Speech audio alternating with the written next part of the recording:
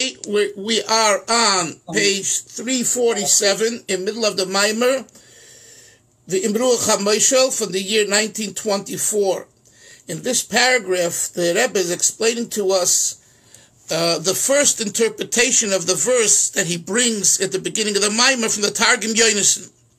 The Targum says that Ruach HaMoishel refers to the Yetzer Hara, that the Yetzer Hara tries governing over the person and controlling the person to do things that are wrong and bad for the person. So the Shlomo Melech, in his great wisdom, understands that. And Shlomo Melech says, therefore, don't forsake your Torah, and immerse yourself in Torah when you have a feeling and an urge of something that's hurtful to you spiritually and even emotionally. And Shlomo Melech caution says that the result of that involvement and immersion will be marpei ladiach hatoyim gedoyim. It will be a cure to alleviate all kinds of sins. So this interpretation, Hillel, is very different than what we've been learning till now, which is that the Ruach HaMoishel refers to who? Hillel? Yetzer Hara. No, this interpretation, what was the previous one that we spent much time on? Who does the Ruach HaMoishel refer to? Oh, the ruler.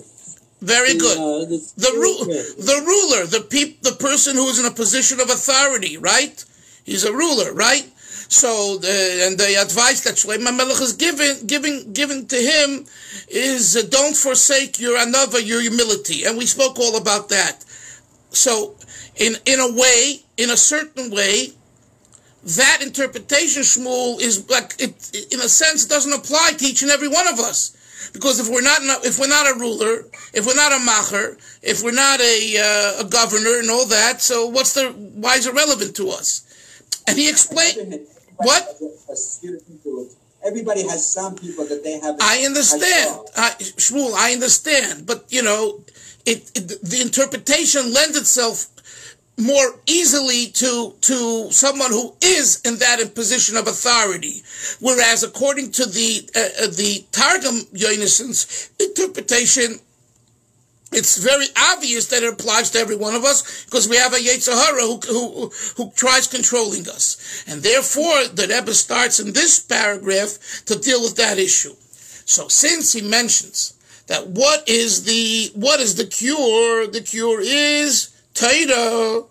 So now he starts speaking about what is Torah and what type of Torah are we talking about that will help us alleviate the issues. So from this he said that not only is it just something that the nefesh elikis will overcome the nefesh habamis, but he explained that since there is a hislapshus, and when we use the word hislapshus, it means there's an investment, that the nefesh elikis invests itself in the nefesh habamis. So it's not that it gets rid of the nefesh habamis; it actually benefits from what from the virtue that the nefesh habamis has, which is the virtue of passion. Hashem oiz liyam yitain. So when you learn Torah, you accomplish not only that your godly soul, the Yetzer Tov, is in a good place, but it gets more energy. And we explained that yesterday as well. So, and that's on YouTube. For those that missed the shir, you can hear yesterday's shir. It's shir number 6 on the that you can look for. Okay. So now we continue on 340. Oh, and one more point. And he said, in Torah, there's 3 aspects. There's the idea that Torah is a Yerusha, and he quotes the pasuk, Torah tzivilana Moshe b'Rosh Kilos Yaakov. It's an inheritance for every Jew. He also explains that Torah is Yegiah, yet you come to Torah through Yegiah, and he asked the question, well, it's contradictory. If it's an inheritance, you don't need to put effort forth. If it's through effort, it's not an inheritance. So he spoke about that too. And he alluded to that. He mentioned it, and he didn't yet clarify everything. And he mentioned there's a third level of Torah, which is the level of matana, a gift. And that's why Hillel said, Baruch Atah Hashem, when we make the bracha on Torah, it's nice in Torah. Shalom, we don't make the bracha, Baruch Atah Hashem, Yoresh HaTorah. We don't make the bracha, Baruch Atah Hashem, Yoga B'Torah. Why? You could have said, blessed are you Hashem, who has given us the ability to have Yegiah, effort. Baruch Atah Hashem, blesses Hashem, who has given us a Yerusha inheritance. No. When we go to the Torah, you call to the Torah, what bracha do you make, Shalom? Baruch Atah Hashem, Noisein HaTorah. So it's the idea of a matana. That's where we're at in the Maimer. Let's go into the Maimer now. And he elucidates on this third point of matana. It's about 12 lines from the top.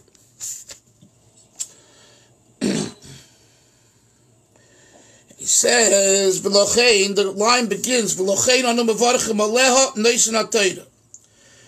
V'lochein anu mevarchim aleha neisen ha-Torah. That is why we make the bracha neisen ha-Torah. He gives us the Torah. Hashem gives us the Torah. The Torah is matana, because Torah is a matana gift. As it says in the Medrash, Shleisha Dvarim Matana Liela. There are three gifts that Hashem gives to the world: HaTorah, Ma'oros, V'Hageshamim. The Torah, the luminaries, the sun, the moon, V'Hageshamim Baruch, and the rain. The Shloisha in Yonim Elu, these three things, Shebetoira, Heim Sholosh Madreges Chalukes Be'etzim in Yonim. They are three distinct levels in their very core, in essence. Don't mix the three. There are three aspects of Torah, and he explains. The statement that the Chazal say, prepare yourself to study Torah. In other words, put forth much diligence to learn Torah. In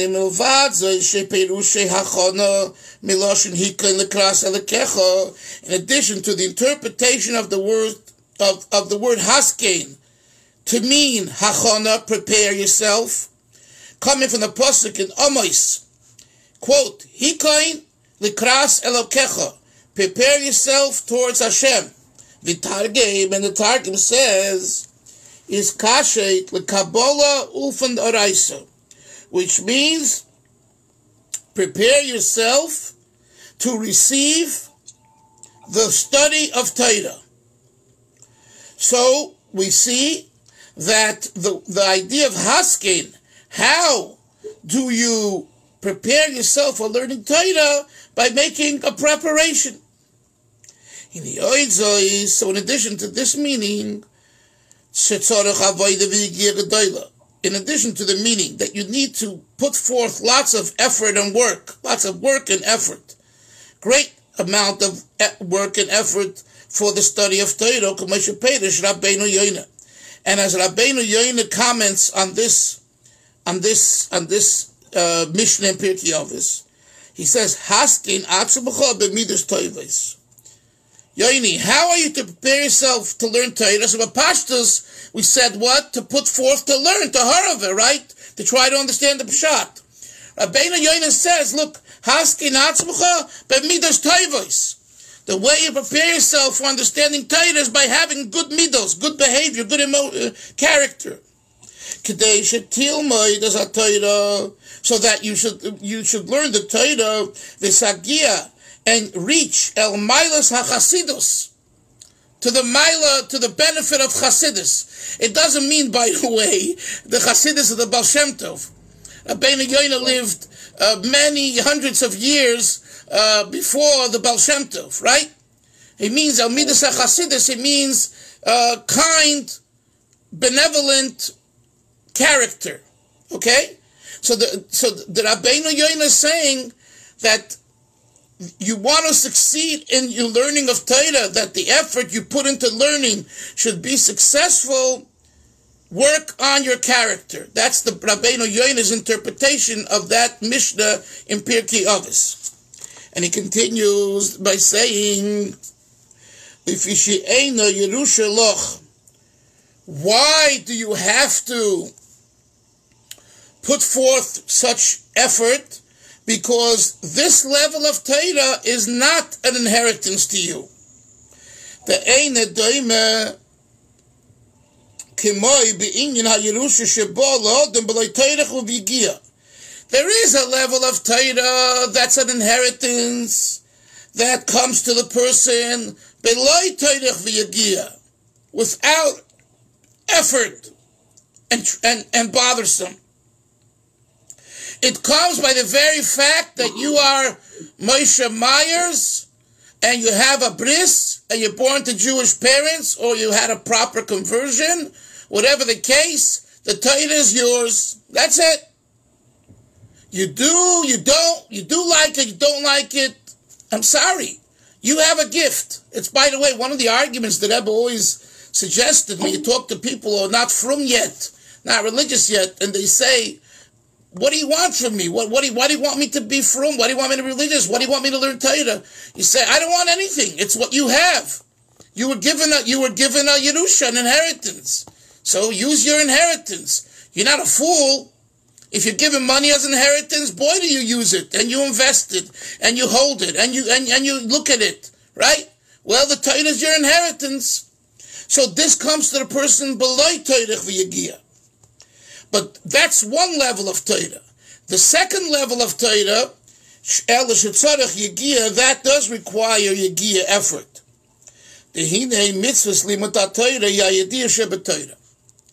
Now the Rebbe introduces here a halachic concept. The mitzvah of learning Torah. You know, we have a mitzvah of learning. It's to have knowledge, Yagia b'Torah. V'hayadia bo b'Yagia dafka. Yagia comes with effort. And this is important because we all fall into a trap. We come to a shiur, we come to a class, we hear a lecture, we hear a shiur, and we don't exert effort ourselves to make it be, to understand it with our own mind. In a way, it's missing part of the Yadia, because it's missing the Yagia.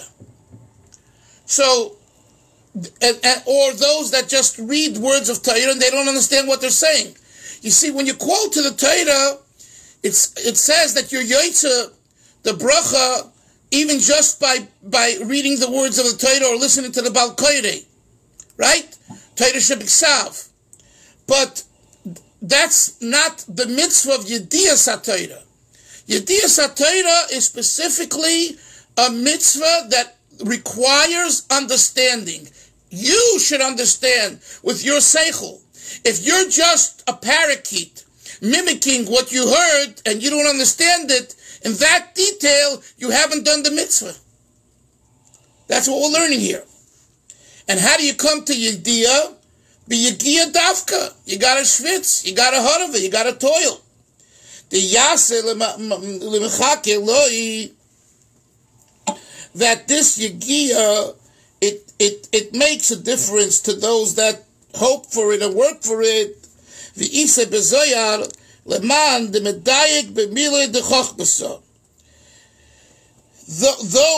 Those that are medayik, they emphasize in the words of the chachamim of the Torah, they benefit from it, and it gives them that extra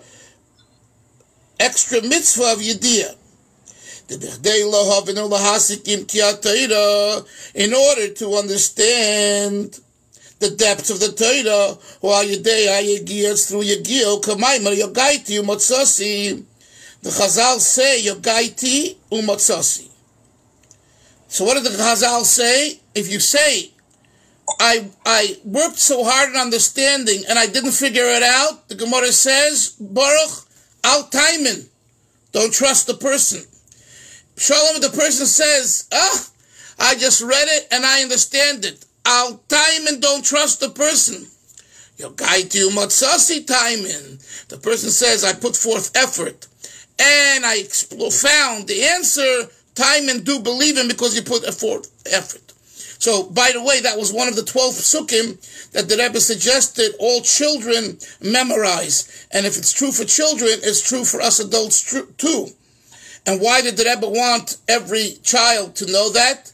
Because it should be embedded in the child as the child grows up and continues developing the importance of effort. If you work hard, you will succeed. If you sit back on your loins, you have a big zero. Let's go further. Without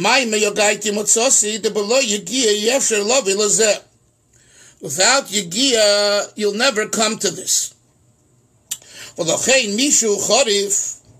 Someone who's very sharp, very witty. Because he's so sharp and witty, he understands and comprehends. He has a good cup, as we say, a good head.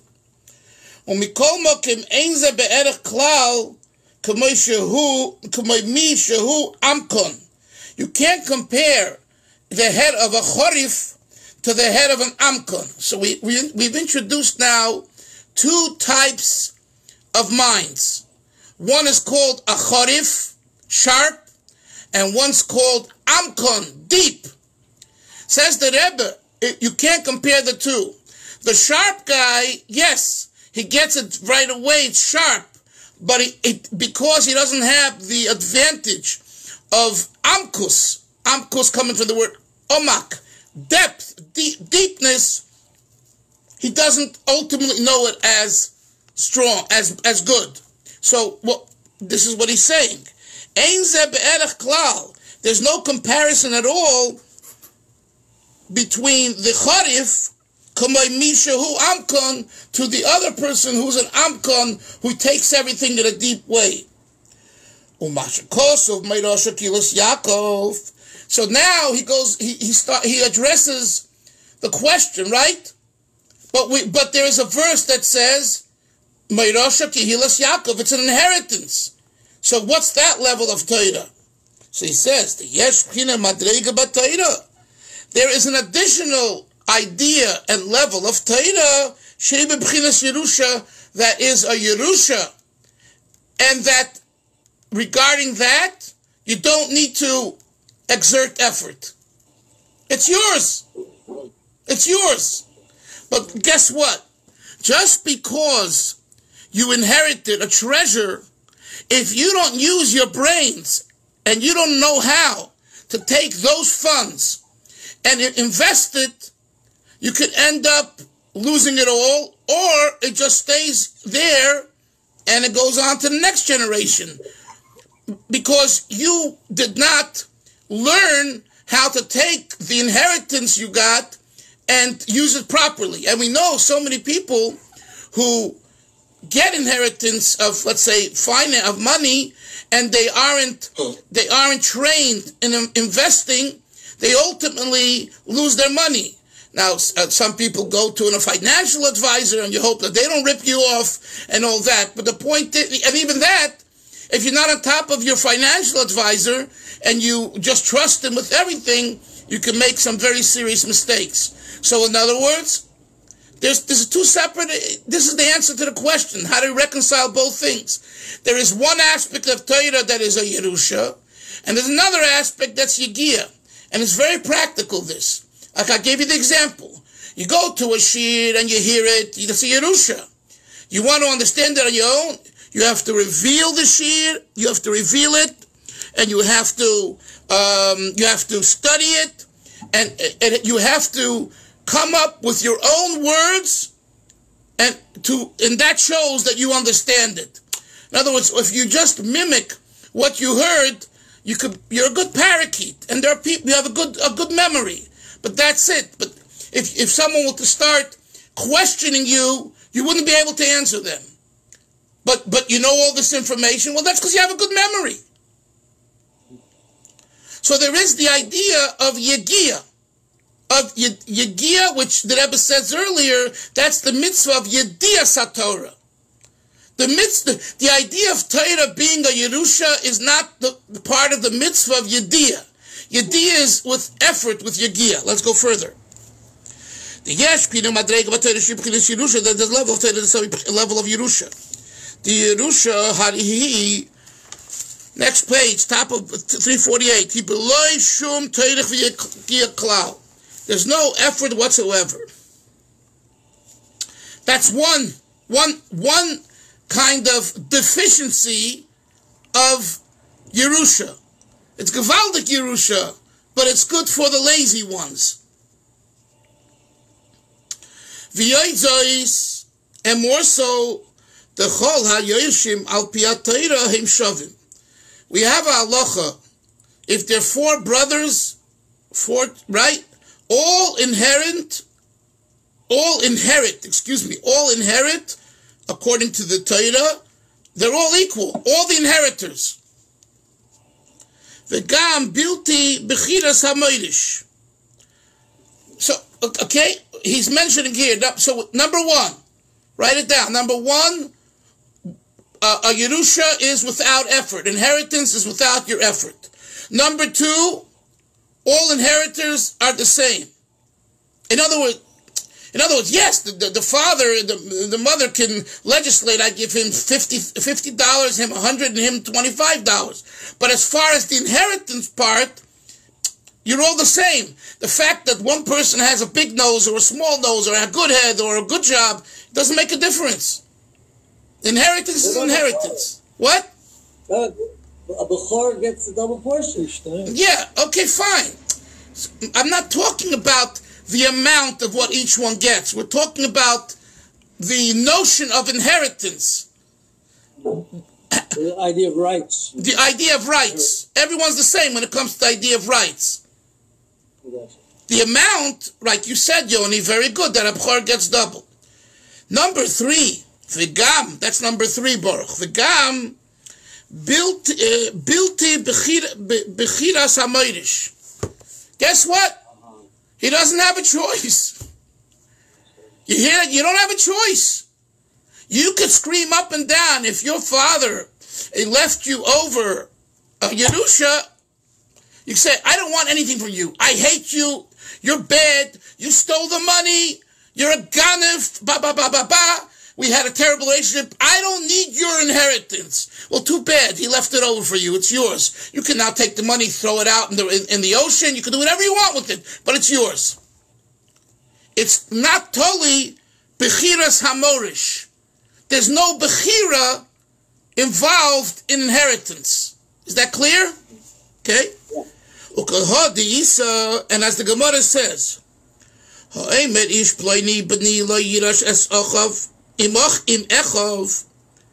if someone says, Ish Pliny, the certain person, my son, he shouldn't inherit together with his brothers,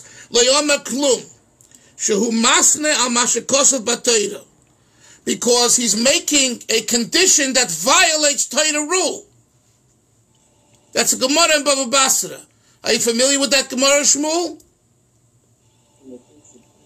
I remember learning it, yeah. And I believe that the Rambam brings it too. That when you make a Tanai, when you make what? It's not the Bechina of the Irish, one who leaves the inheritance. He has the inheritance. Yeah, okay. Shayirusha built the B'chiras HaMeirish. The Torah says you divide up your estate. Whether he likes it or doesn't like it. Right. So now this ends the two levels of Torah, the level of Yerusha that he explained and the level of Yegiya, and he answered the question how they're not a contradiction. Now he goes to the third level. The third level is the third level of Torah is the idea of what? Of matana, of a gift. The matana eina b'shvil avoda v'yegiya. A gift is not for the purpose of work and effort. The oz have ischor chelef avoda. If I'm getting something for the work and my effort, then what is it? It's a schar. It's a reward. Chelef avoda, in exchange for my work. You work, you get paid. Umatana ain't a sachar. And matana is not schar. It's not a reward. So what is this matana? So the Rebbe says, "Umekol mokim, nevertheless, einene bo belishum avoda klal."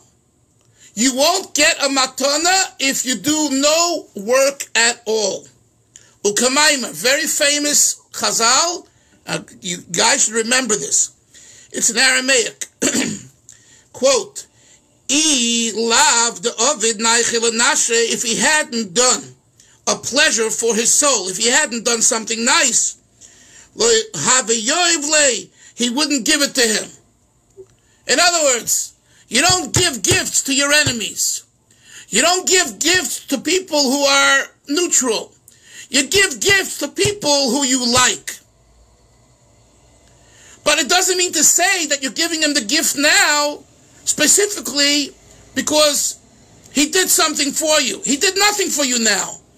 But you have an overall relationship, so it comes Hanukkah, you send him a Hanukkah gift. It comes Purim, you send him Shloach Manos. Why do we send people Shloach Manos? It says, because you're giving, you want to be nice, you want to show reus, friendship. So a matana shalom, a gift, on one hand, it's like in between a Yerusha and Yegia. It's that level of Torah. It's not that I must give it to you, I don't must give it to you. When you work for when someone works for something, you must pay him. The Torah tells, right? You work for an employer, the employer has an obligation according to Torah. So that's called schar, that's called payment, reward, right? A Yerusha is totally just, like we said, whether you deserve it or not, you inherited it. A matana is in between.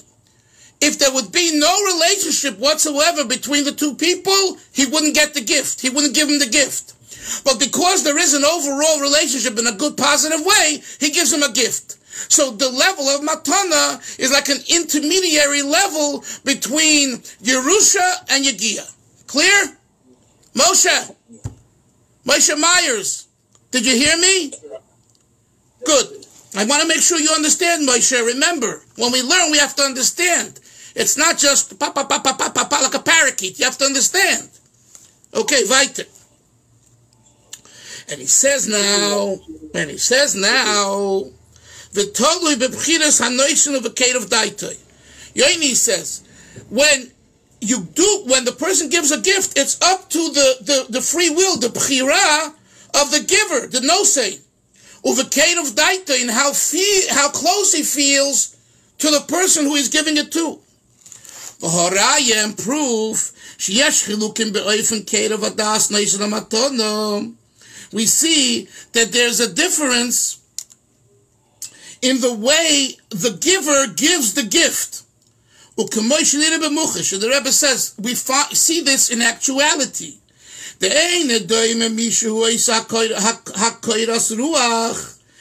You can't compare someone who does a pleasure. He makes koiras ruach, means he makes the spirit happy.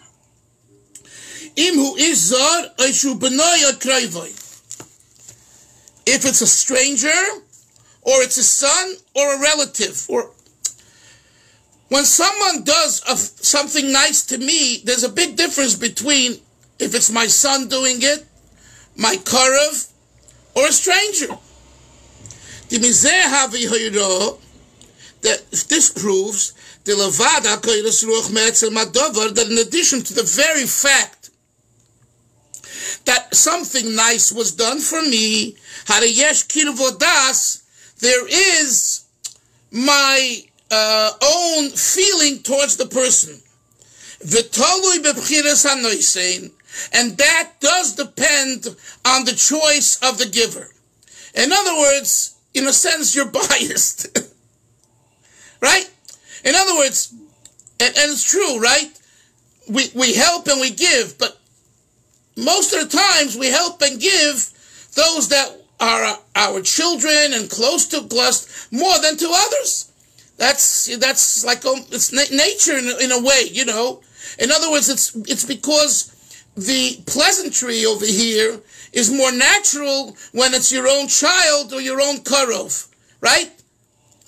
But when it comes to a stranger, we'll give them, but not with in the same way. So we see from all this that the idea of giving a gift of a matana is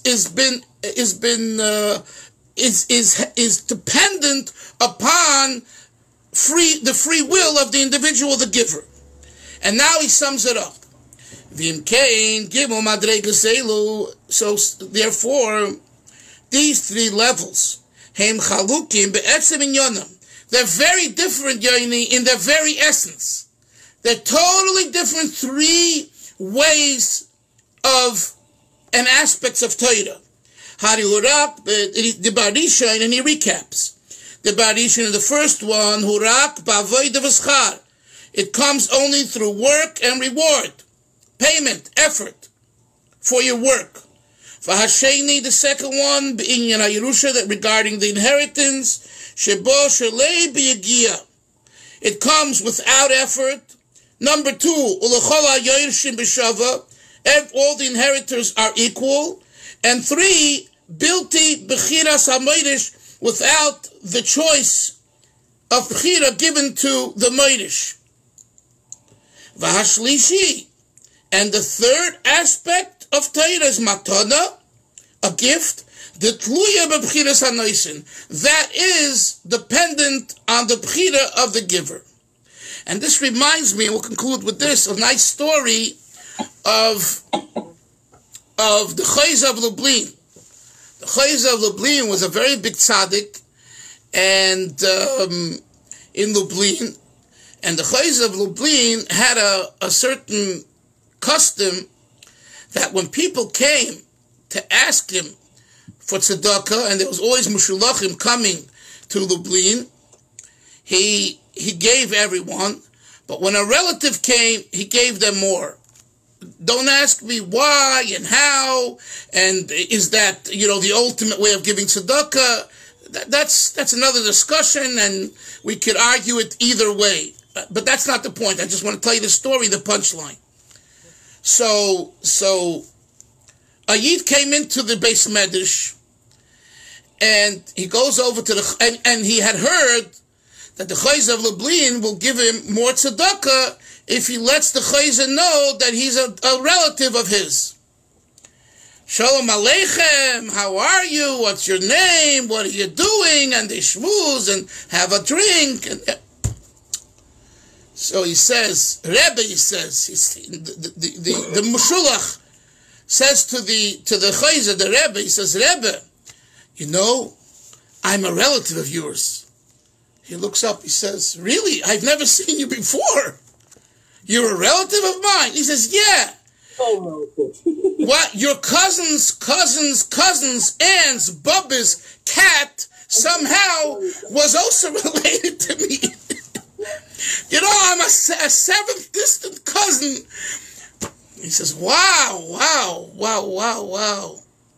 So the Chayzer puts his hand into his pocket. He takes out, and the person's expecting now an amount that's more than what he usually gives, that he only gives to his real relatives, and he gives him the same amount. And he looks at the Chayzer and he says, Rebbe, but we're relatives. The Rebbe says to him, Reb Yid, when I mean relatives, I mean my very close relatives, because whatever, it's a different thing. But a seventh cousin through a cat and a dog and we ate and a grain together at the table doesn't make you my relative. Come on, get over it. And the person goes away disappointed. Well, before he leaves Lublin to the next place, he has to daven mincha. Like I just told you, in Warsaw, in Lublin, in Poland, it's 3:30 already. It's already getting dark. So he runs into the shul to daven mincha, and the Chayz is davening also with the minyan. So in middle of Shmon Esrei. Oh, and the Chayzer davened for the Amid. So he starts Shmon Esrei. You know the story, right? He starts Shmon Esrei, and he says, Baruch Ato Hashem, Elokeinu Elokei Aviseinu, Elokei Avraham, the God of Abraham, Elokei Yitzchak, Elokei Yaakov. And the guy from the back of the shul screams out, Eich mir HaKorev, which means, oh, we're related to Avram, Yitzchak, and Yaakov. Oh, really? You're saying in the Shmon Esrei, Elokei Avram, like he's my God. Yaakov is my, Avram is my, Avram, Yitzchak, Yaakov, Eich mir HaKorev. And he was saying to the Chayzer of Lublin, if Avram, Yitzchak, and Yaakov are our relatives, then you're surely my relative. After Shmon Esrei, he gave him more money. That's a great story.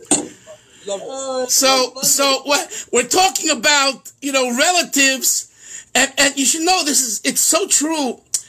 It's so true because I'll tell you, my father, when he came from Eretz Yisrael, he came penniless because on the boat, I think I told you once, they stole, my Zayda, my grandfather gave him money, they stole his money, and if not for Getzel Berger, the famous Satmar Chassid, who saw this Lubavitcher Bocher davening and learning, he was so impressed. He gave him some money, and he gave him a Coca-Cola, and he said that he has one request, that when he comes to Brooklyn, he should go see the Satmar Rebbe, which he didn't go, but he worked in the Satmar Matzah Bakery in Williamsburg, and the Satmar Rebbe walked in, so he fulfilled the condition of Getzel Berger. But then my father came, was penniless, right? And he's trying to start a life. So he had all of our relatives, most of our relatives, except my grandfather, came to Canada. The Dalfin family is very big in Canada. So he went up to Canada. And the same thing happened.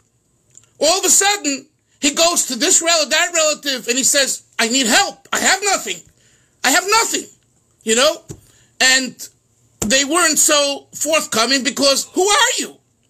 Oh, our grandfathers, or great-grandfathers were brothers in Romania 150 years ago. No, so big deal. So this story is not just a Baba Maise, it's very real in daily life. And we have to remember, I think, the punchline from the Chayzer Lublin is that every Yid's your relative. The Chayzer had another Mahalach. I don't understand it, frankly. Whenever I say the story, I don't understand it. It's a good story on one hand, but I don't understand it, and especially such a tzaddik, why he had that. There must have been some spiritual reason that I don't know about, and it's not my business. But I was trained, and we were trained, that every single Yid is your karev, and that you should look at every Yid like he's your own brother and sister. Have a good day, everyone. Sei gesund. That's lach. See you tomorrow, Rabbi.